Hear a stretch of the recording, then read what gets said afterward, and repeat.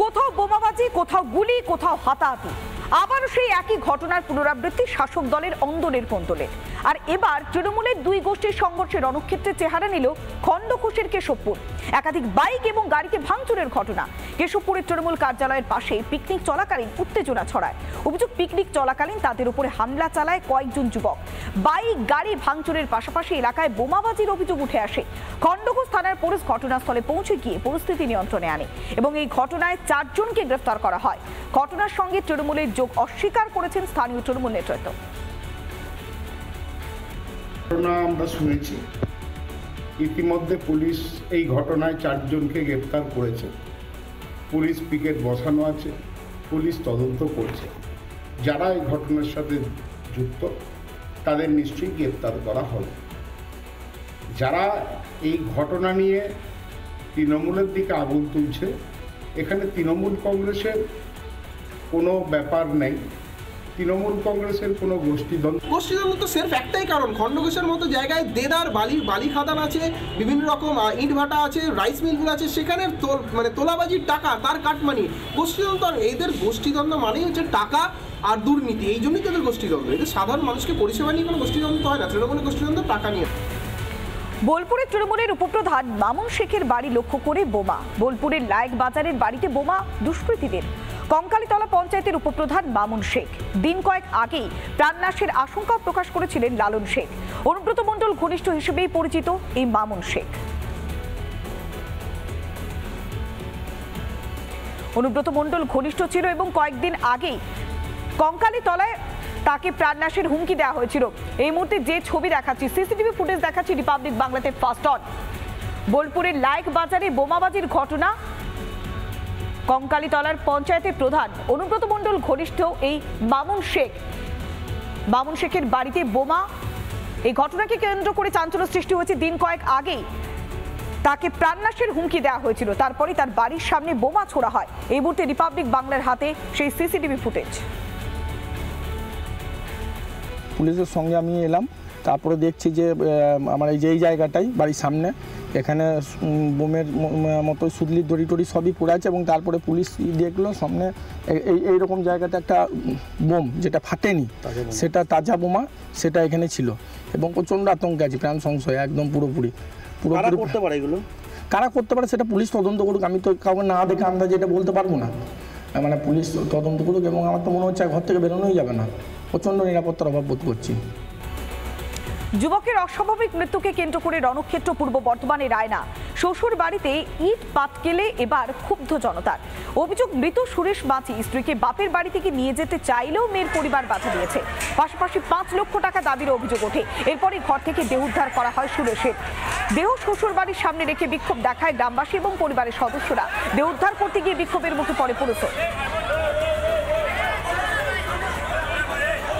ওদের বাড়িতে গিয়েছিলাম, শুধু বলে না আমার মেয়েকে আমি পাঠাবো না। হ্যাঁ, প্রায় 3 মাস চলে গেছে।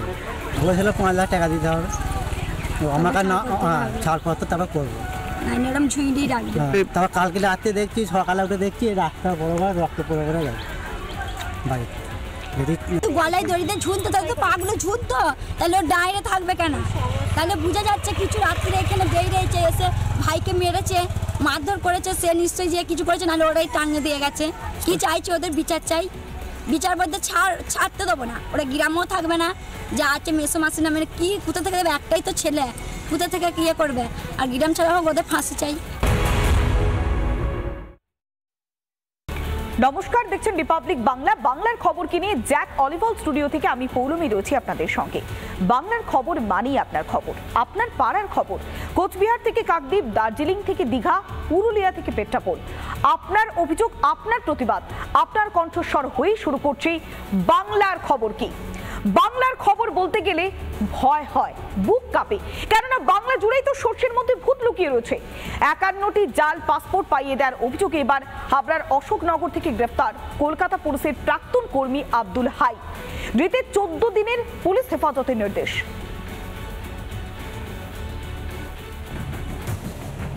জাল পাসপোর্ট কাণ্ডের তদন্তে নেমে কলকাতা পুলিশের জালে প্রাক্তন পুলিশ কর্মী। উত্তর 24 পরগনার হাবড়া থেকে গ্রেপ্তার কলকাতা পুলিশের প্রাক্তন এসআই আব্দুল হাই।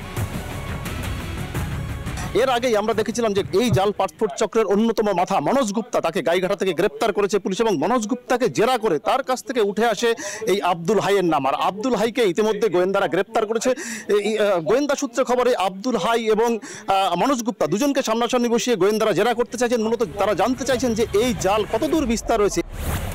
এই আব্দুল হাই কলকাতা পুলিশের সাব ইন্সপেক্টর, সিকিউরিটি কন্ট্রোল অফিসে চাকরি। পাসপোর্টের নথি যাচাই করতেন আব্দুল। মনোজ গুপ্তাকে জেরা করতে উঠে আসে তার নাম।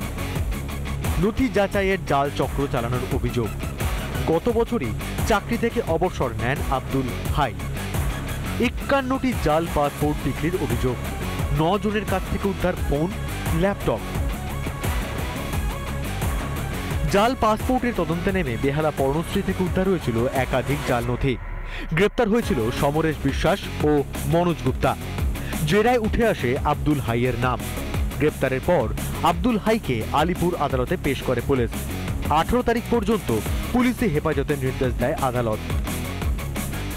এসসিও ডিপার্টমেন্টে তিনি 4 বছর কাজ করছিলেন এবং তার মধ্যে 51টা পাসপোর্ট যেগুলো ভুয়ো ছিল সেগুলোর ভেরিফিকেশন তিনি করেছিলেন এবং ভেরিফিকেশন করতে গিয়ে এতটাই বেনিয়ম করেছিলেন যে পাসপোর্টে যে ঠিকানাগুলো দেওয়া ছিল আবেদনকারী, সেই ঠিকানাগুলো এমন তিনি ভেরিফাই করেননি। সেই ঠিকানাগুলোর আদতে কোনো অস্তিত্বই নেই, আদতে সেই ঠিকানাগুলো এক্সিস্টই করে না। এমন ঠিকানাও পাসপোর্টে রয়েছে, সেইগুলোই ভেরিফাই করে তাতে স্ট্যাম্প দিয়ে দিয়েছিলেন বা ভেরিফিকেশনে পজিটিভ রিপোর্ট দিয়েছিলেন এই আব্দুল হাই। এই তথ্যই জানতে পারা যায় মনোজ গুপ্তা গ্রেপ্তার হওয়ার পর একের পর এক চাই সামনে আসতে থাকে। সর্ষের মধ্যে ভূত না থাকলে এই কাজ হওয়া সম্ভব নয়, এমনটাই দাবি রাজনৈতিক দলগুলির। এখন বিভিন্ন এলাকার যারা এই ধরনের র্যাকেট চালায়, এই র্যাকেট পুলিশ অফিসার থেকে শুরু করে স্থানীয় তৃণমূল নেতা থেকে শুরু করে পুলিশের অনেক উচ্চ পদাধিকারী যারা আছেন তারাও অনেক সময় এর সাথে যুক্ত হয়ে পড়েন। তো স্বাভাবিকভাবে এর তদন্ত দরকার। এর সাথে টেররিস্ট অর্গানাইজেশনের কোনো সম্পর্ক আছে কিনা। রাজ্য সরকার সক্রিয়, তাই গ্রেপ্তার করা হয়েছে, পাল্টা দাবি শশী বাজার। এটাকে লার্জার পার্সপেক্টিভ, এটাই সর্বত্র ঘটছে। তৃণমূল কংগ্রেস কিংবা পশ্চিমবঙ্গের বিরোধিতা, নির্বাচিত সরকারের বিরোধিতা করতে গিয়ে যদি সার্বিক চিত্র এটাকে বলেন, সেটা কোথাও না কোথাও একটি নির্বাচিত সরকার এবং নির্বাচিত মুখ্যমন্ত্রীর প্রতি অন্যায়। বাংলা জুড়ে ছেয়ে যাচ্ছে জাল পাসপোর্ট। কখনো বাড়ছে অনুপ্রবেশ, আবার কখনো ছদ্মবেশের আড়ালে ঢুকে পড়ছে জঙ্গিরা। এরই মধ্যে ফের জাল নথি নিয়ে পাসপোর্টের আবেদন পূর্ব বর্ধমানে। জন্মের জাল শংসাপত্র দিয়ে পাসপোর্টের আবেদন করার অভিযোগে হুগলির সিঙ্গুর থেকে গ্রেপ্তার 2 জন। রিপাবলিক বাংলা। নানা ধরনের কন্টেন্ট দেখার জন্য লাইক করুন, শেয়ার করুন আমাদের ফেসবুক পেজ, সাবস্ক্রাইব করুন আমাদের ইউটিউব চ্যানেল। পাশাপাশি অন্যান্য ব্রেকিং নিউজের জন্য অবশ্যই চোখ রাখুন রিপাবলিক বাংলায়।